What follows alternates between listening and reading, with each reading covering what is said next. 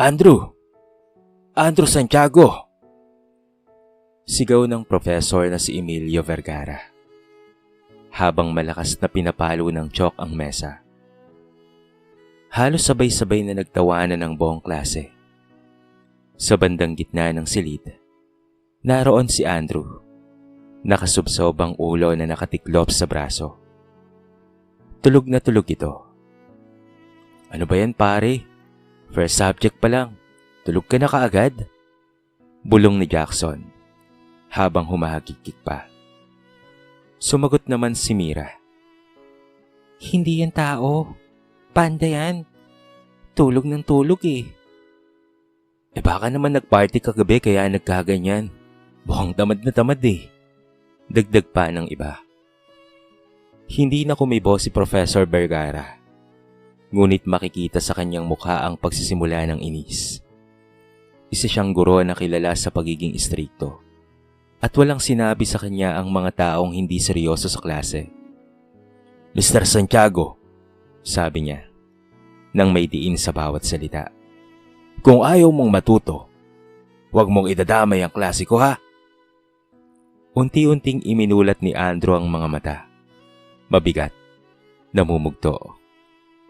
Para bang kulang ang isang linggong tulog. Nagangat siya ng ulo at tumayo. Nakayuko at pagkatapos ay nagsalita. Pasensya na po sir, mahina niyang sabi. Tumawa ulit ang ilang mga kaklase. Si Jackson ay nagkunwaring nagngangawa. Kinagaya ang tono ni Andrew. Sir, pasensya na po. Aniya na may paawa-awang boses. Habang nakakatawa ang itsura. Napahagalpak ang ilan. Sa likod ay tahimik lamang si Elira Montes.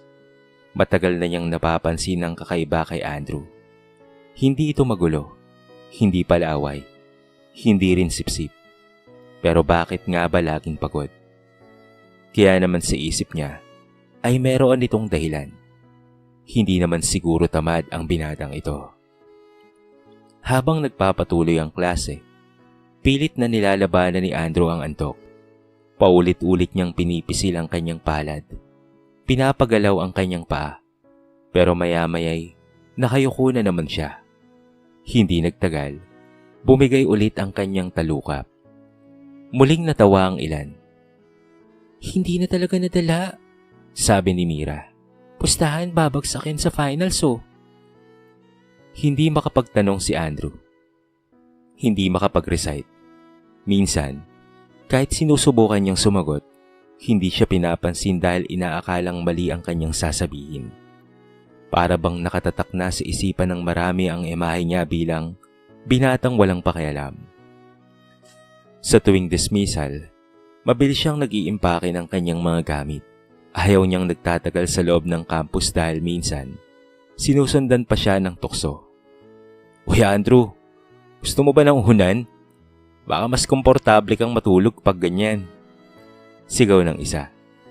Ngunit sa kabila ng lahat, hindi siya bumabalik, hindi siya nagagalit, hindi rin siya lumalaban. Nakatungo lamang siya at nananahimik. Kinabukasan, nag-announce si Professor Vergara sa klase. 1 week from now, final examinations na. I expect full preparation. Agad na nagkomento ang isang estudyante. Sir, si Andrew po ay ready na. Matutulog na daw siya mula ngayon. Natawa ulit ang buong klase. Pero sa likod ng halakhak, may isang bagay na hindi nila napapansin. Ang bagyang panginginig ng kamay ni Andrew. Ang bigat sa kanyang paghinga. At ang titig na puno ng pag-aalala. Nang pauwi na siya, dahan-dahan siyang humakbang papalabas ng gate ng universidad. Habang papalayo, pabulong niyang sinabi, konting tiis pa. At sa gabing iyon, wala ni isa sa mga kaklase niya ang nakakaalam na ang binatang tinatawanan nila ay hindi diretsong uuwi para magpahinga, kung hindi upang magsimula pa lamang sa totoong trabaho niya. Muli kinabukasan, gaya ng nakasanayan, hingal na hingal na dumating si Andrew sa pasilyo. Basang-basa ang likod ng kanyang kulay gray na uniforme. at tila sasabog ang dibdib niya sa kapipilit na tumakbo. Habang naglalakad, naramdaman niyang humapdi ang mga daliri dahil sa bigat ng mga bagay na binuhat niya ng madaling araw. Pagpasok niya sa classroom, agad siyang binati ng paghagikik ng mga kaklase. "Hoy ano, yung walking zombie," biro ni Jackson. "Teka, may eyebags pa ba siyang natitira? Parang lumulubog na yung mata eh." Dagdag naman ng isa pa. Pinilit ni Andrew ang pilit ng ngiti. "Good morning," mahina niyang sabi, na halatang naantok. "Morning daw," sagot ng ilan sabay tawa. Naupo siya sa may mas maliwanag na bahagi ng room. Hindi niya ito trip, pero kailangan niya para hindi ka agad antukin. Sa abot ng makakaya niya, nakikinig siya sa lecture. Pero mapapansin ng kahit sinong tumatabi sa kanya ang panginginig ng kanyang tuhod, ang madalas na paghinga ng malalim, at ang pilit na pagfo-focus ng kanyang mga mata. Hindi pa man umaabot sa kalagitnaan ng klase, ay napayuko na kaagad siya. Tila may bigat na nakabitin sa kanyang mga talukap. Hindi namamalayan, unti-unti na namang bumabagsak ang ulo niya sa desk at natutulog na naman siya. Instantly, may kumuhang cellphone, si Mira. "Guys, tignan niyo," aniya habang kinukunan ng selfie kasama si Andrew na natutulog sa tabi. Nagkalat ito kaagad sa GC at meron pang caption na, "Mr. Siesta strikes again." Habang tumatawa ang iba, nakatingin lamang si Elira. May halong inis. "Hindi ba nila nakikita? Hindi normal ang pagod na ganyan." Nang matapos ang subject, kinausap niya si Andrew. "Hey, okay ka lang ba?" Tanong niya nang walang halong pang-aasar. Napatingin si Andrew, tila nagulat sa kanya. Iba ang tono. Iba sa nakasanayang pangungutya. Okay lang. Pasensya na kung nagugulo ko ang klase," sagot niya. "Hindi mo naman kasalanan yun eh," tugon ni Elira. Pero bago pa siya makapagtanong pa ng iba, dumating si Jackson. "Oy Elira, huwag mo nang sayangin ang oras mo dyan. Wala kang mapapala." Bulong nito. Tangulang ang isinagot ni Andrew. Walang reklamo. Pag-uwi niya, naglalakad siya ng mabagal. Para bang dinadala ang bigat ng mundo. Sa jeep, hindi niya namalayang nakatulog siya. Nagising na lamang siya nang marating ang terminal. Sa bahay, sinalubong siya ng kanyang ina. "Anak, kumain ka muna," sabi ni Aling Teresa. Ngunit hindi na siya nagreklamo. Kumain siya, naligo, at pagkatapos ay hihiga sana para magpahinga. Ngunit sumulyap siya sa alarm clock. 11:47 PM na. Bumuntong hininga siya. "Ma, gigising po ako ng 1:30 ha." Tumango ang kanyang ina. Malungkot ang mata. "Pasensya ka na anak ha. Kung kaya ko lang sana." Ngumiti si Andrew. "Okay lang ma, kaya ko naman po." At sa gabing iyon, bago pa man sumapit ang lalim ng tulog, muli niyang naramdaman ang alarm sa tabi ng unan. Oras na naman. Maya-may rinig na naman ang tunog. Tunog ng gulong ng kariton na hinahatak ni Andrew papasok ng Divisoria Market. Madilim pa. Nag-iisang ilaw ng poste lamang at ilang bukas na pwesto ang nagsisilbing gabay niya. Maaga pa ngunit puno na ng ingay ang palengke. Sigawan ng mga tauhan, kalampag ng mga kahon, at pati na rin amoy isda at kulay. "Andrew, dito na yung delivery ng gulay," sigaw ni Mang Rodel, ang may-ari ng isang malaking pwesto. "Opo," mabilis na sagot niya, habang hinuhubad ang kanyang school bag at isinusuot ang lumang gloves. Buong bigat niyang binuhat ang isang sako ng repolyo. Halos kasing laki niya. Dala-dala na niya ang kanyang mga gamit sa school, para naman diretso na siya sa pagpasok. Kaya naman maya-maya ay napansin siya ng isa sa kanyang kasama sa trabaho. "Pare, kaya mo ba yan?" tanong ng isang bagong kargador. "Sanay na ako," sagot ni Andrew, habang pinapasa ng isang malaking sako ng repolyo patungo sa pwesto. Nang matapos, pinunasan niya ang kanyang leeg. Nanginginig ang braso niya at maya-may dumating ang kanyang ina. Dala nito ang mga panindang damit sapagkat meron silang maliit na tindahan sa palengke. Anak, magpahinga ka naman muna, sabi ni Aling Teresa habang inaayos ang paninda nilang damit. Okay lang ako ma, isa pa po. Pinilit niyang ngumiti. Sa loob ng 4 na oras, buong lakas siyang nagbubuhat ng mga sako, kahon, prutas, bigas at iba pa. Tuwing matutumba ang kariton, siya ang unang tatakbo para ayusin. Tuwing may wala sa hulog na delivery, siya rin ang gagawa ng paraan. Pero sa bawat karga niyang mabigat, may isa pang mas mabigat na dahilan kung bakit niya ito ginagawa. Upang matustusan ang gamot ng kanyang ina. Upang makatulong sa upa. Upang hindi mawala ang scholarship na tanging pag-asa niya. Pagdating ng 5:00, ay tapos na sila sa kanilang mga ginagawa. Umupo siya saglit upang magpahinga. Hingal na hingal siya. Anak, baka pwedeng hindi ka muna pumasok ngayon, sabi ng ina. May pag-aalala sa boses nito. Ngumiti si Andrew kahit halata ang hilo sa mata. Hindi po pwede ma, sayang po, papasok po ako. Dahil kailangan ko po ito. Pag-uwi niya, naligo siya ng mabilis. Hinugasan ng amoy palengke sa kanyang balat at isinuot ang uniforme. Habang tumatakbo papuntang school, naramdaman niya ang kirot sa kanyang likod, pero hindi siya huminto. Sa daan, napatingin siya sa mga estudyanteng naglalakad ng maayos, maaliwalas, may dalang kape, at may oras at pahinga. Iba ang buhay nila sa buhay ko, sa isip niya, pero hindi siya naiinggit. Masaya siya para sa kanila. Ang tanging hangad niya lamang ay ang makapagtapos ng pag-aaral.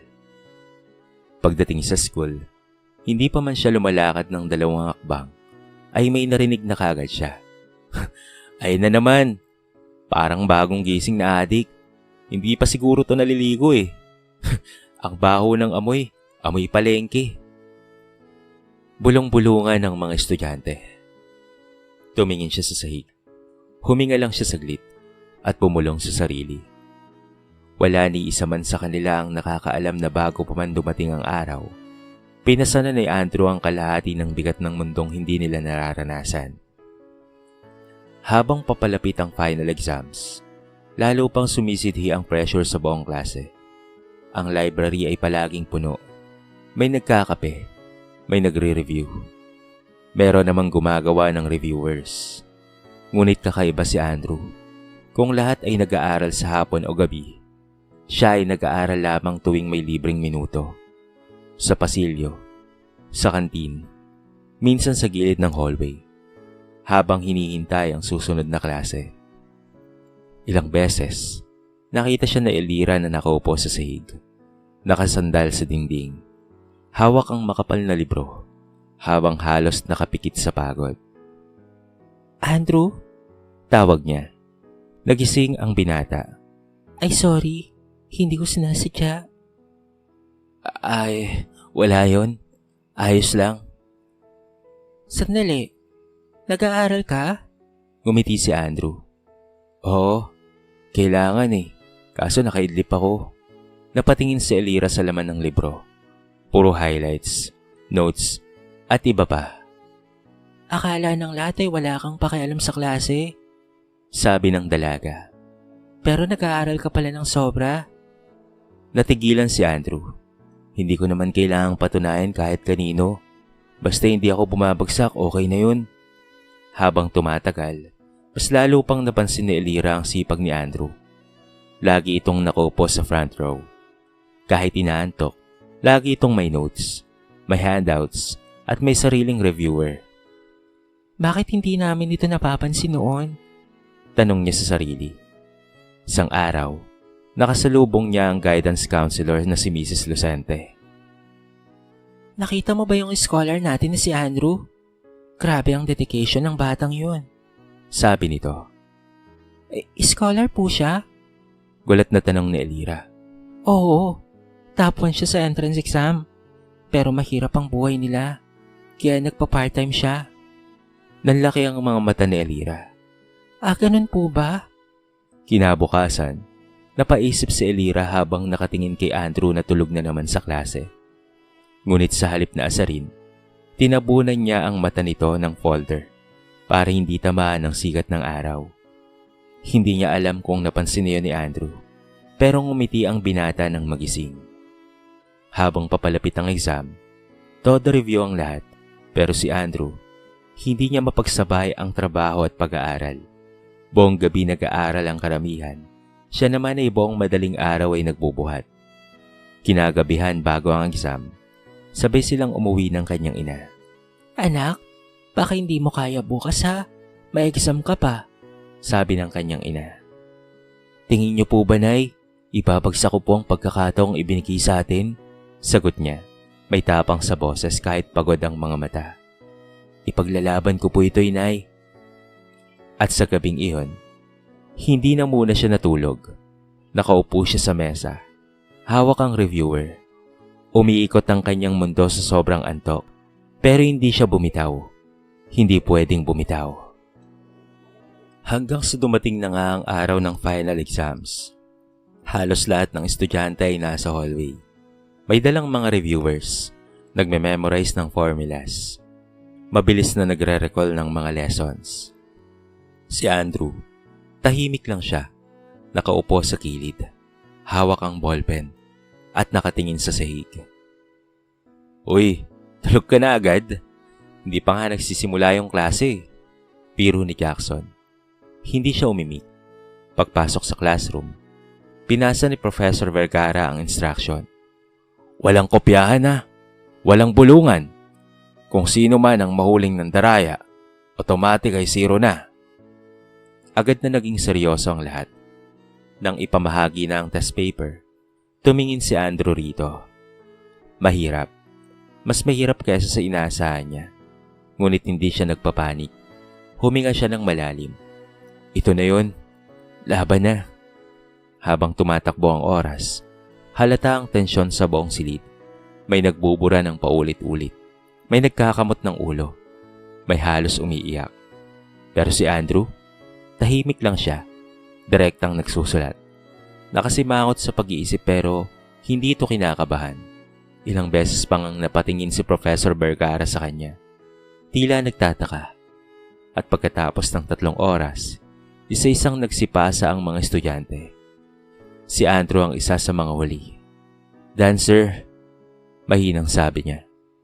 Paglabas niya ng room, agad siyang sinalubong ng tukso. Huy, sigurado 0 talaga to. Pero baka number 1 to sa tulog. Congratulations in advance ha, Mr. Bagsak. Ngunit hindi niya na ito pinansin. Hindi na siya tulad ng dati. Alam niyang ginawa niya ang lahat at kung kulang man, wala siyang pagsisisiroan dahil ibinigay niya ang buong puso niya. Pag-uwi niya, sabay silang kumain ng kanyang ina. Kamusta ang exam mo, anak? Tanong nito.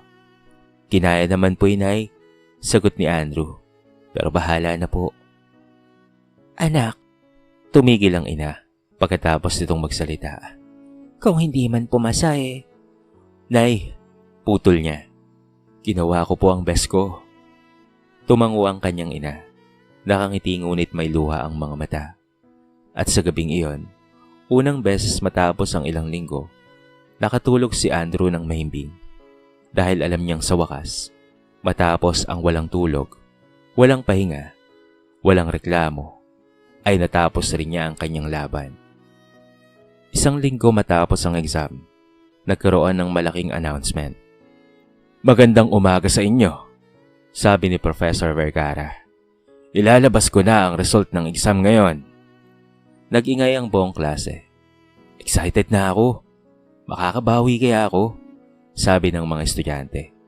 Ngunit may isang tao lamang na hindi nagsalita.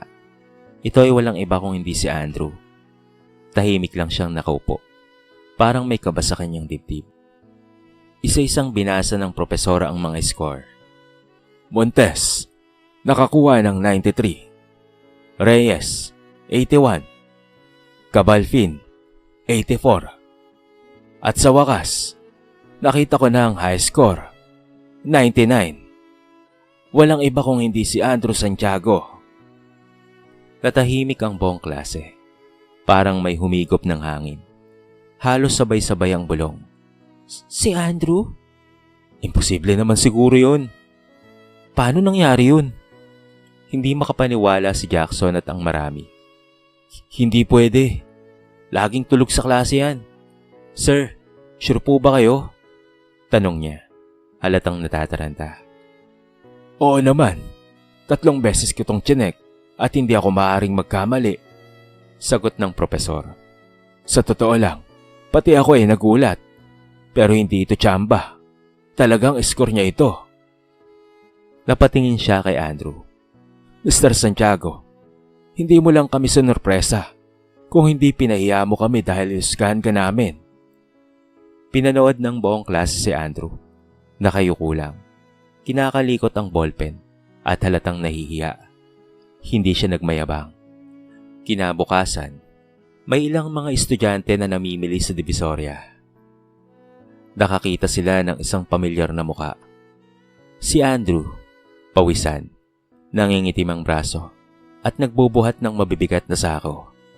Natigil sila. Teka, si Andrew ba yan? Anong ginagawa niya dito? Lumapit sila kay Andrew. At maya-may si Elira ay nagtanong. Andrew? Tanong ni Elira. Nagulat ang binata. Hi. Doon nila nakita ang ina niyang may saklay. May iniindang sakit. At ang daming kahirapang pilit na itinatago. Ganito araw-araw ang ginagawa mo, Andrew? Tanong ni Jackson. Gulat na gulat pero mahina ang boses. Oo, sagot naman ni Andrew. Para makapasok ako, para magkaroon ako ng pambaon, at para matulungan ko si nanay. Nang sa gayon ay makapagtapos ako ng pag-aaral ko at hindi na kami maghirap pa. Hindi nakasagot ang mga kaklase niya. Halos maiyak si Mira. OMG, mali pala kami nang iniisip sa'yo. At noon, tuluyan nang nagbago ang tingin nila kay Andrew. Hindi siya tamad, hindi siya walang pakialam, at hindi siya pasaway. Isa siyang mandirigma. Mandirigmang lumalaban ng tahimik at gumagawa ng patas. Pagbalik nila sa campus, iba na ang tingin ng lahat kay Andrew. Sa corridor pa lang, huminto si Jackson sa harap niya. Pare sorry ah. Mahina niyang sabi. Sorry sa lahat ng pang-iinsulto ko sa'yo. Tumango si Andrew. Walang problema doon, Jackson. Okay lang yun. Saka hindi mo naman kasi alam. Lumapit din si Mira. Sorry, Andrew. Naging judgmental kami. Sana mapatawad mo kami. Ngumiti si Andrew. Wala yun, Mira. Naiintindihan ko naman kayo. Wala kayong kasalanan. Lumapit si Professor Vergara at tumapik sa balikat niya. Ipinagmamalaki kita, iho. Hindi ko alam ang pinagdaraanan mo. Pero salamat sa pagpapatunay nito, ha. Napakagaling mo. Hinahangaan kita. Sa unang pagkakataon, hindi siya tinawanan ng klase. Bagkus pinalakpakan pa siya. Humanga ang lahat sa kanyang galing. Humanga ang lahat sa kanyang sipag. At nare-respeto siya ngayon ng marami. Sa mga sumunod na araw, naging mas bukas siya sa ibang tao. Hindi pa rin siya palasalita. Ngunit hindi na rin siya nag-iisa. At higit sa lahat, unti-unti siyang nagkaroon ng mga kaibigan. Una si Elira, at dumami ng dumami. Isang hapon, sabay silang naglalakad pa uwi. Alam mo, sabi ni Elira, napakatapang mo at napakagaling mo. Hindi ko alam kung paano mong nagagawa ang lahat ng yan. Ngumiti si Andrew. Hindi naman ako magaling. Kailangan ko lang talagang magtiis. Tama ka pero hindi lahat kayang tiisin ng ganyang hirap. Proud ako sa'yo. Pag uwi niya, niyakap niya ang ina. Nay, high score po ako. Napayak si Aling Teresa. Anak, pinaghirapan mo yan. Kaya deserve mo ang lahat ng yan, anak. At doon niya naisip, lahat ng pagod, puyat, sakit, at lahat ng pang-insulto at pangutya ay hindi pala masasayang. Ang sakripisyo ay may sariling paraan ng pagsigaw ng tagumpay. Sa pagtatapos ng pag-aaral ni Andrew, pinarangalan siya bilang isa sa pinakamagaling na estudyante at most inspirational student sa buong universidad. Hindi niya ito hinangad, pero dumating ito dahil totoo ang kanyang pagsisikap. At mula noon, natuto ang buong klase na huwag basta-bastang manghusga at pasunawain ng tahimik na tao dahil sa likod ng katahimikan, maaaring may kwento ng pagkakaiba na hindi nila kayang isipin. Sa paglipas ng mga panahon, nakapagtrabaho si Andrew sa malaki at magandang kumpanya. Maayos ang kanyang sahod, higit pa sa kanyang inaasahan noon. Dahil sa kanyang maayos na buhay ngayon, naipagpatayo niya ang kanyang ina ng maayos na tindahan sa palengke para meron itong libangan. Bumili na rin siya ng malaki at maayos na bahay para sa kanila ng kanyang ina, upang sa gayon ay hindi na sila mangupahan pa. Kung noon ay palagi siyang inaasar dahil tulog siya ng tulog, ngayon ay napakarami na niyang kaibigan na humahanga sa kanya. Magkasintahan na rin sila ngayon ni Elira, na meron na ring maayos na trabaho tulad niya, at binabalak na rin nilang magpakasal sa susunod na taon. Sino nga bang mag-aakala na ang dating binatang tulog ng tulog sa klase ay siya pa pala ang mas mangunguna sa buong paaralan. Siya pa pala ang mas magtatagumpay sa buhay. Tahimik pero sigurado. Inapi noon pero ngayon umasenso. Kaya naman dapat hangaan hindi ang kanyang pagtulog sa klase, kung hindi ang kanyang determinasyon upang magpatuloy sa buhay. Sa kwentong ito ay marami tayong mapupulot na aral. Huwag husgahan ang tao base sa nakikita ng ating mga mata. Bawat isa ay may laban na hindi mo alam. Ang tunay na sipag, kabutihan at tiyaga, kahit hindi pinapansin, ay magbubunga sa tamang panahon. Basta tayo ay magpatuloy lamang na lumaban ng patas sa buhay. Dito na po nagtatapos ang ating maiksing kwento sa araw na ito. Sana po ay nagustuhan nyo. At sana po ay kinapulutan nyo ng maraming aral. Kayo mga kabarangay, ano ang masasabi nyo sa ating kwento? I-comment nyo naman sa baba ang inyong mga reaksyon at babasahin natin ang lahat ng yan. I-comment nyo na rin kung taga saan kayo para naman malaman ko kung hanggang saan nakaabot ang video na ito. Paki-like and share na rin ang ating kwento para mapakinggan rin ng iba. At kung bago ka pa lamang sa ating channel, baka naman pwedeng pakihit ang subscribe button at bell notification button para palagi kang updated sa mga bago nating upload na katulad nito. So paano mga kabarangay? Hanggang sa muli, thank you so much and peace out.